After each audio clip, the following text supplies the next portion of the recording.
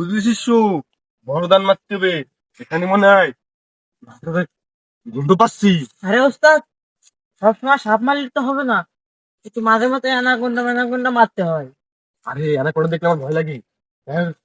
গিলা খাই লালো মানে এখানে কি গন্ধ পাচ্ছি, বিন বাজায় আয়ত্ত করতে হবে।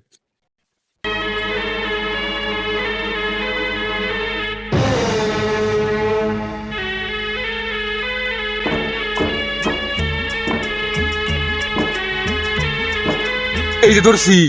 এই তুই সত্যি রাখরাস। আরে ওস্তাদ, একটু ভালোভাবে ধরুন, ছাপটা ভাবে হ্যাঁ, টিপা মাইয়া ধরছি।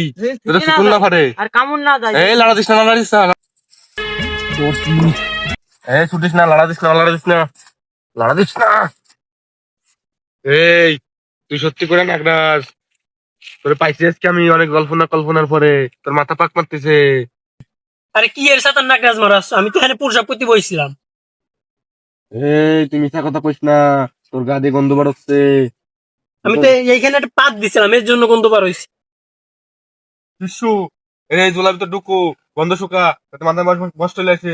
তুই এর গলার মধ্যে টিপা মেরে ধর, যাতে ছুটি না পারে। আমি সামনে আগাচ্ছি তোরে, এর ভিতরে ভরে নি হাঁটাতে, ওরে মেলার দাম বেশ।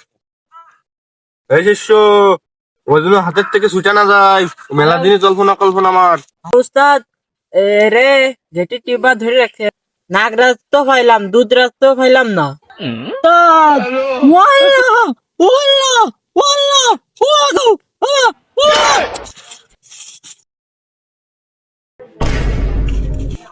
আরে কি এটা রে?